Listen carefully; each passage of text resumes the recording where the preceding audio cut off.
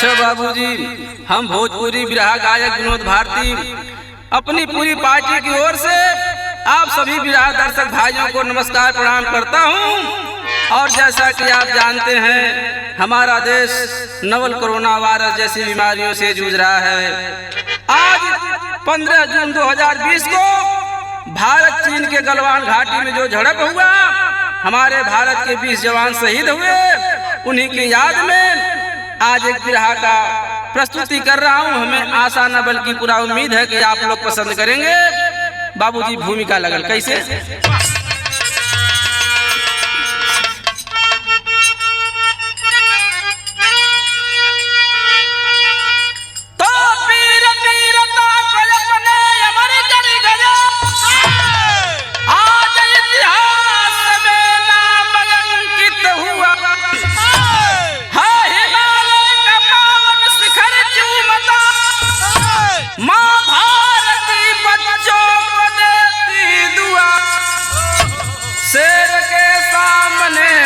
गीदड़ की औकात क्या, खून खाना नगर तन झुकाएंगे हम।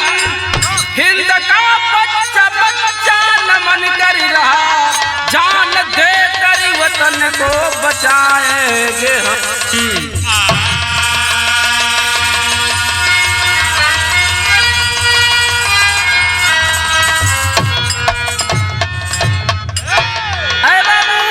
यदि जरूरत पड़ा तो हमारे हिंद का बच्चा बच्चा इस देश के लिए गर्दन कटाने के लिए तैयार है। बतावे क्या पड़ल?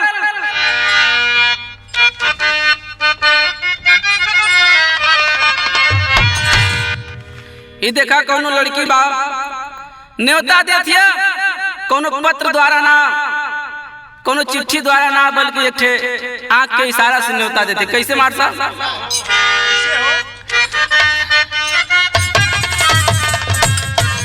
अरे अखिए से लेला प्यार के,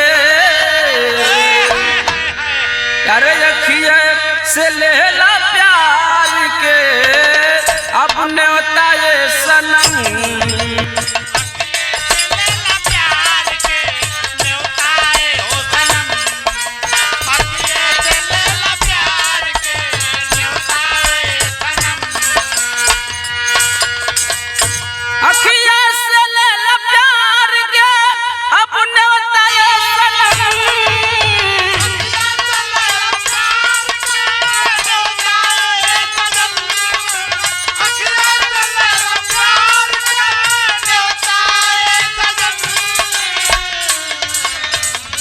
तोहरा के मान ली हली दिल के देवता ये सनम। तोहरा के मान ली हली हमसे देवता ये सनम। तोहरा के मान ली हली देवता ये सनम।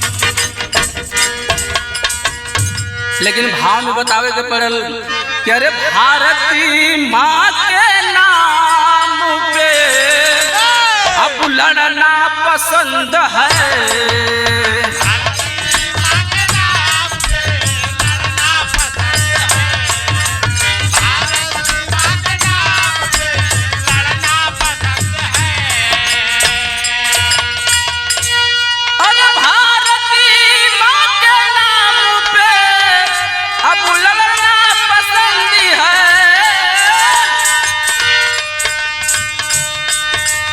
अरे झुकना नहीं मंजूरी है, मरना पसंद है।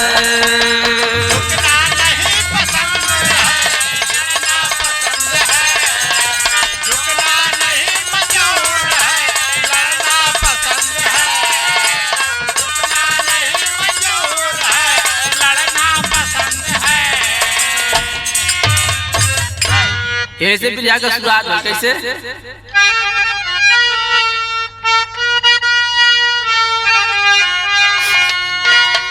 अरे जवान जंग में फौलाद बनी घाटी पे, बुझेगी प्यास जब मारेंगे चीन माटी पे। कहे भूला तो चीन बासठ की लड़ाई को, कहे भूला तू चीन 62 की लड़ाई को, हम तो सोचते के मारे भाई भाई को, हम तो सोचते के मारे भाई भाई को। चमगादड़ चीन अपनी आदत ना सुधारेगा, चमगादड़ चीन अपनी आदत ना सुधारेगा। हिंद का वीर तेरे घर में घुस के मारेगा, हिंद का वीर तेरे घर में घुस के मारेगा, हिंद का वीर तेरे घर में घुस के मारेगा। ऐ बाबू 58 साल बाद फिर एक बार चीन हमारे हिंदुस्तान से लड़ने की जरूरत करता है। 6 जून को आखिरकार चीन और भारत के बीच समझौता होता है। चीनी पोस्ट हटा लिए, फिर भी सब 14 तारीख को जब लगाए दोबारा, तो हमारे देश के कर्नल संतोष बाबू मेजर 2 साथी लोग पहुंचे और जाकर के उनसे कहते कि अपना ये लद्दाख से हटा लीजिए अपना पोस्ट, लेकिन नहीं हटाते हैं। उसी बीच में झड़प हुआ, हमारे देश के 20 जवान शहीद हो गए। बाबूजी बतावे के पड़ल, गीत लगल।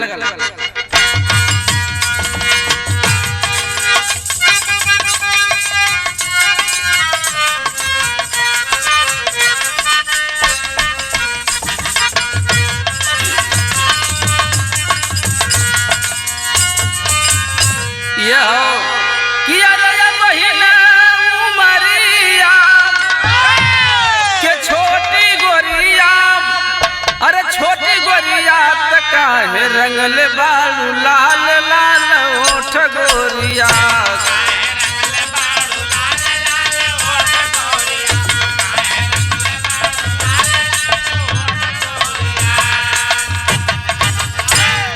बताना पड़ा कि अरे कुत्ता खाए वाला कबो अब शेर ना होई, अरे शेर ना होई तो ज्यादा घुर्रई बात मारले में देर ना होई।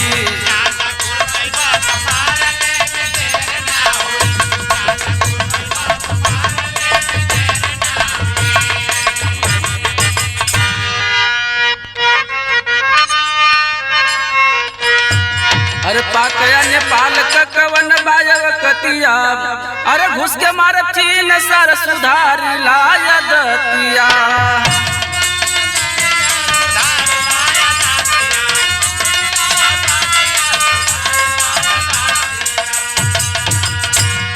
अरे तो हंसे दोस्ती दोबारा अब फेरी ना होई, अरे फेरी ना होई तो ज्यादा गुर्रई बात मारले में देर ना होई, ज्यादा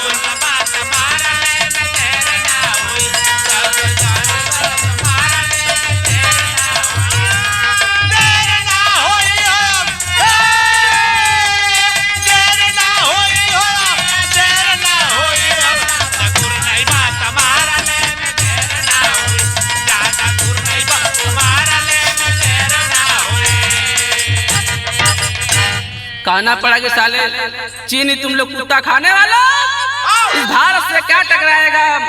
इराक नहीं, अफगान नहीं, इराक नहीं, अफगान नहीं, ये बुजदिल है पाकिस्तान नहीं, ये हिंदुस्तान हमारा है, दुश्मन की सहे ऐलान नहीं। गलवान घाटी में भारत का सड़क जब खूब गया, बर्दाश्त ना हुआ, तब जिनपिंग से सड़क सीने में चुभ गया। अरे बाबूजी देखे आखिरकार सड़क विवाद ही तो भइल, वो झगड़ा का जड़ बनल। आखिरकार उसी में हमारे देश के 20 जवान शहीद हुए। बिहार वैशाली के 6 जवान शहीद भेल, जेकर जौन बाकी बिरहा का रूप देहल गल। कैसे विदेशिया में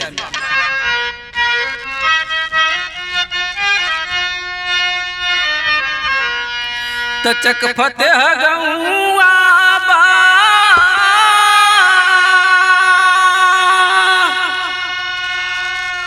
ए बाबू जंदा खाना रम्याना हो,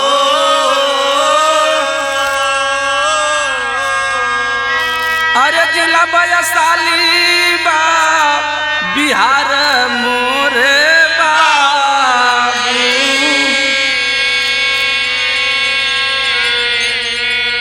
आप पिता राज कपूरा सिंह करल किसनिया हो, 4 बचवन से सन सार मोरे बाबू।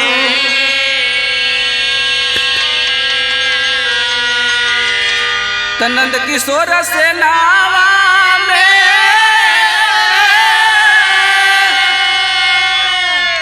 ए बाबू भर्ती हो गई हो।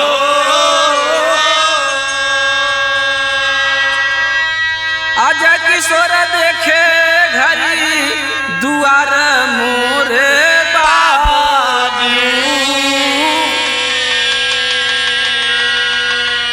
धीरे धीरे आयल 2000 अब 18 क दिना हो। अरे भरत निकाले बिहार सरकार मोरे बाबू।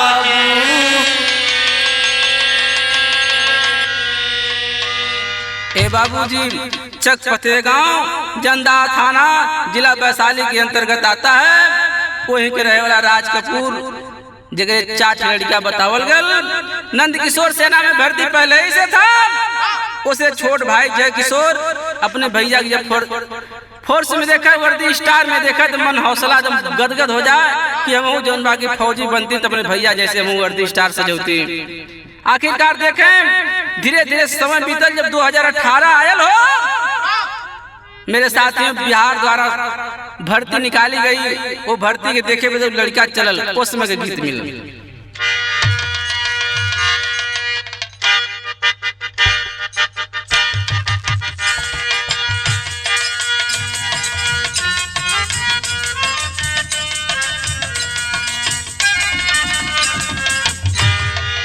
अपने बलमुआ के चोरी, अरे अपने बलमुआ के चोरी गोरी मांगे गुन गुनवा।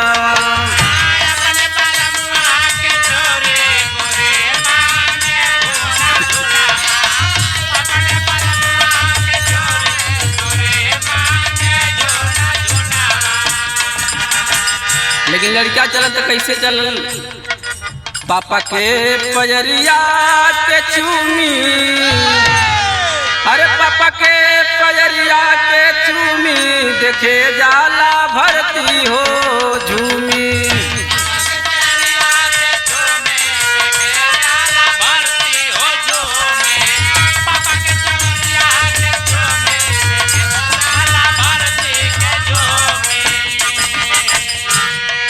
बिहार रेजिमेंट बरहवी बटालियन में भाई अब भर्ती हो गई बाबू खुशियाँ मनाई।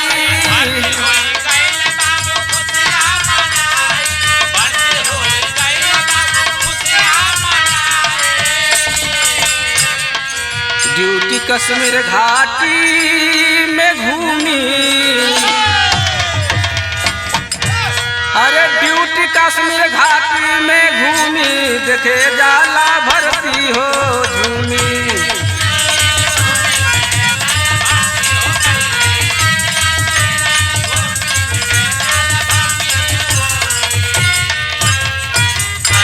ऐसा साथियों आखिरकार देखे वो लड़का जाके भर्ती जोन बा के लाइन देखले बा। वो भर्ती में जोन बा के पास हो गल। आज जब ड्यूटी मिलल बा तो 6 महीने ट्रेनिंग पूरी करने के बाद उसे कश्मीर की घाटी में लगा दी जाती है। समय बीतत बा, कुछ दिन बीतने के बाद फिर घरे आए छुट्टी से। वो करे बाद जय किशोर के ड्यूटी कश्मीर से बदल के मेरे साथियों लगा दी जाती है गलवान घाटी चीन सीमा के पास। तो बतावे के पड़ल।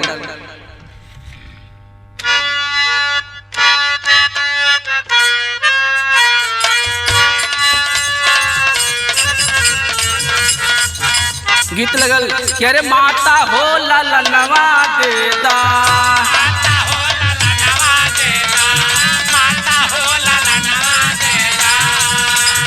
बहिनी हो बिरनवा देदा,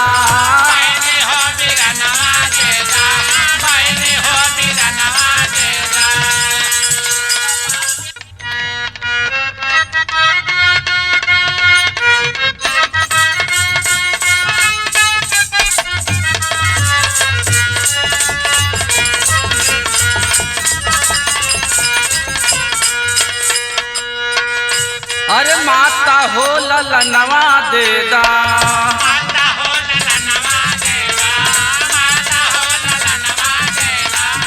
बहिनी हो बीरनवा देदा,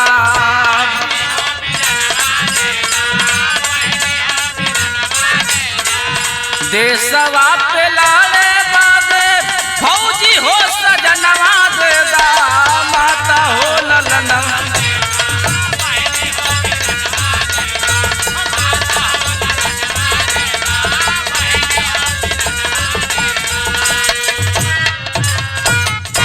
लेकिन जवान कौने अंदाज में चलल, अरे वर्दी स्टार बाधी,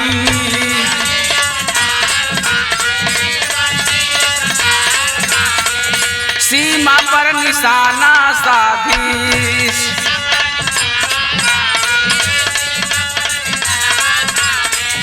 कैल हरकत सीन पिरवा भर फनवाया दी, वर्दी स्टार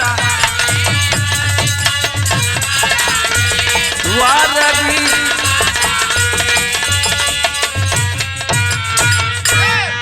तो 15,000 फीट अब ऊंचाई पे जवानवा,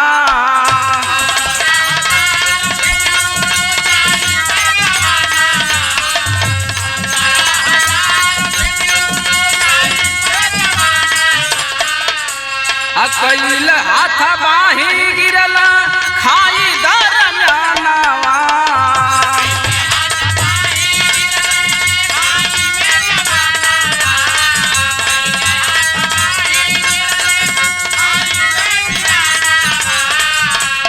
अरे 20 वाली धनवा दिहला,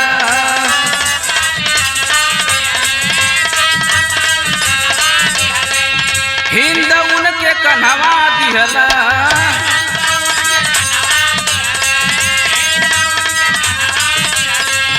पारथी शरीर चलल ट्रकवा में सब कर साजी, वर्दी स्टार।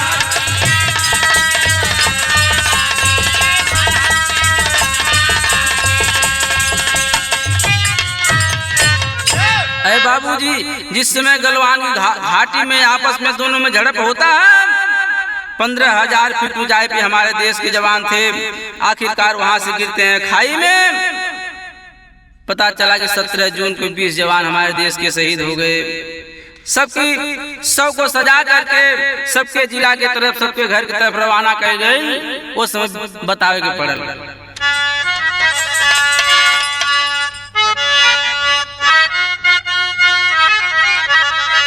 अरे मोरे राम, तिरंगा की लाज बचाई बीरवा, वंदे मातरम बोल चला वतन का राही, राही राही।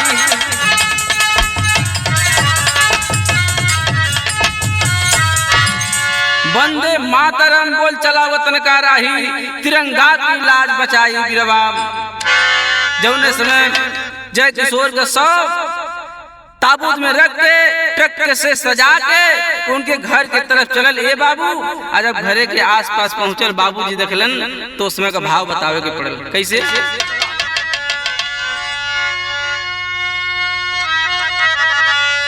अरे रोवे बाबू, कैसे धीरे बधाई हमारे हीरावा हो, अब बधाई हमारे हीरावा हो, कैसे तोर सूरतिया दे भुलाई हमारे हीरावा हो।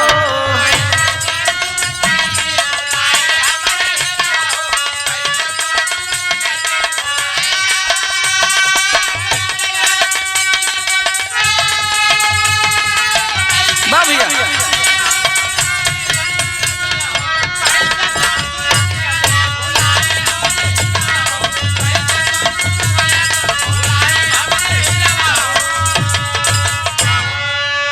बबुआ के हम सिर पे से हरा, अब देखू नाही पवली हो, अकेकर का बिगड़ली बुढ़ौती में लाल उठवली हो।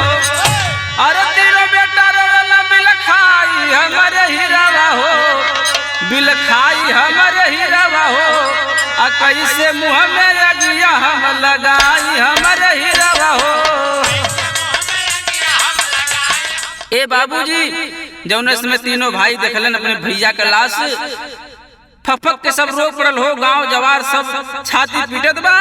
बाहर जय किशोर एकदम होनहार लड़का रहला, गांव का नाम रोशन केला, भैया आज देश के लिए शहीद हो गईला। लेकिन देखे जो समय बाबूजी देखलन आंख से आंसू छलछला पड़ल, अपने बेटवा के लिपट के एक बात कहलन। बाबू का कहलन बाबूजी?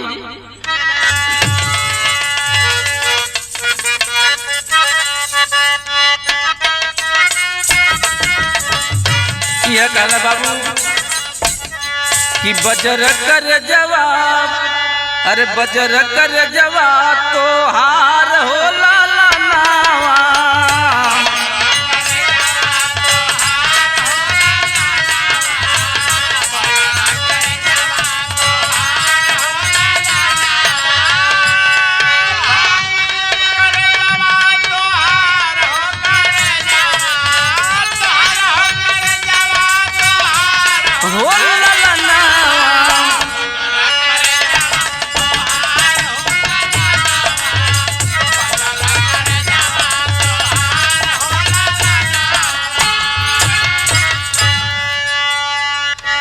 बजर कर जवा तो हार हो लाला नावा।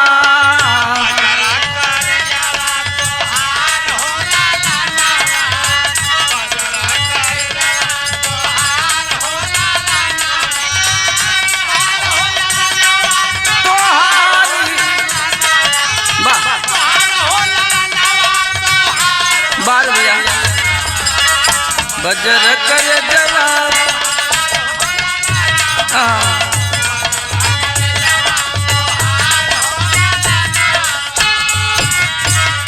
बाबूजी कहले कि बारे बेटा तो ऐसे निमन कजरिया होगल कि हमें छोड़ के चल गए लाल। अरे कौन हाथ करी संस्कारी लालनावा। अरे पगला जौने हाथ से तो खिलौनी रे बेटा, जौने हाथ से तो खिलौनी खिलौनी दुलरौनी, आज हाथ से कैसे तो संस्कार करी रे बेटा, हमके एक बार बता दो जय किशोर, बता दो कौन हाथ करी संस्कार लालनावा। कौन हाथ करी संस्कार लालनावा। बजर कर जवा तो हार लालनावा।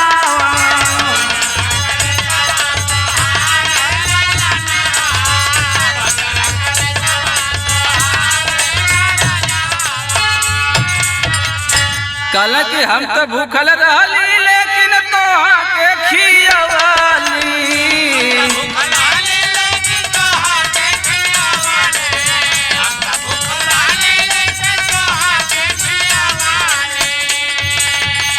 कई के मजदूरी बेटा फौजी हम बनवाली।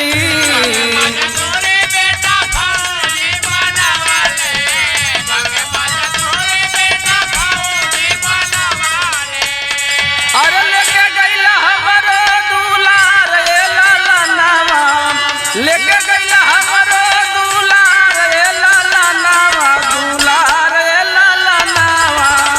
कौन हाथ करी संस्कार लालनावा।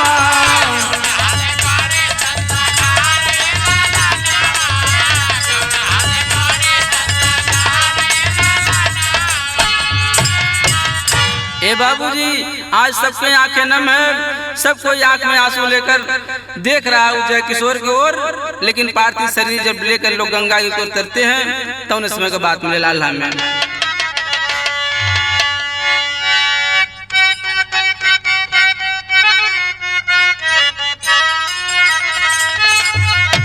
अरे धन्य हो जवान धन्य तो हरी कहनिया भैया।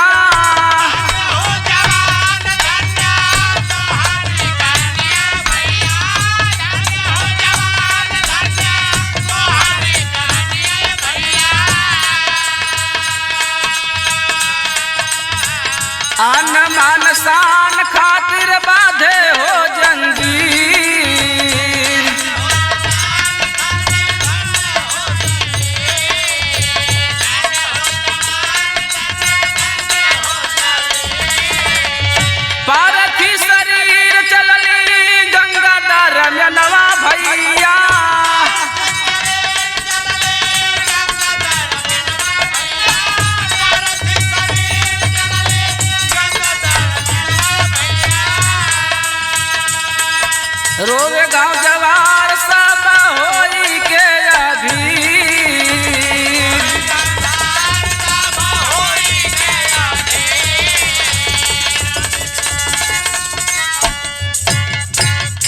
ए बाबूजी, आज शरीर को लेकर के लोग अंतिम संस्कार के लिए चलते हैं, लेकिन सदर में बतावे के पड़े कैसे।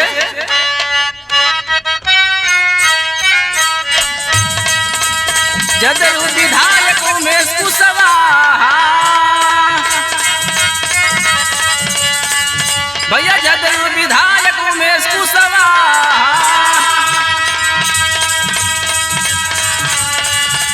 शहीद घर पहुंची बहावे लेनी। हाँ, शहीद घर पहुंची सब बहावे लानी। अरे दई के सलामी चलल घरवा की ओरिया, तब बाबूजी के मनवा हो घर नहीं धीर। बाबू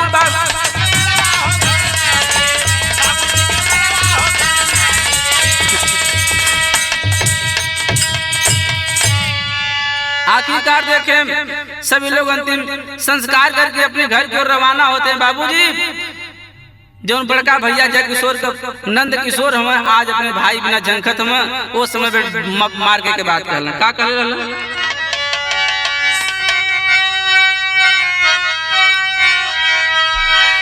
अरे भरत बिना राम हो बहावे निरावा, तो भैल देशवा पर शहीद हो भारत का हीरावा।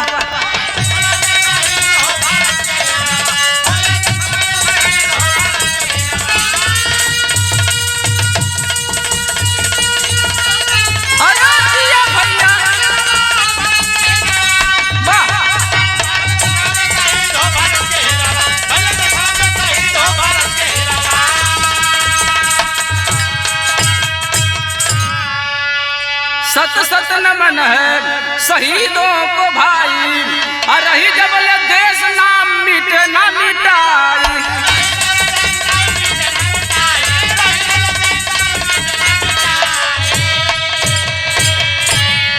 तो कैसे सहाय शहीदन के पिरवा, अरे कैसे सहाय शहीदन के पिरवा, तो भैल दशवा पर शहीद हो भारत का बीरा।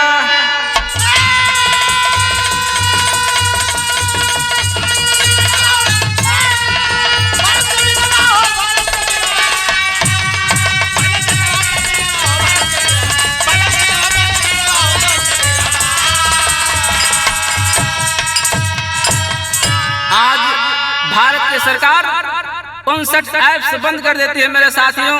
चीनी सामान बहिष्कार होने लगा, लोग एक्शन लेना शुरू कर दिए हैं। आखिरकार अब भारत चीन से दोस्ती नहीं हो सकता है। तो बतावे कि पड़ल लास्ट लाइन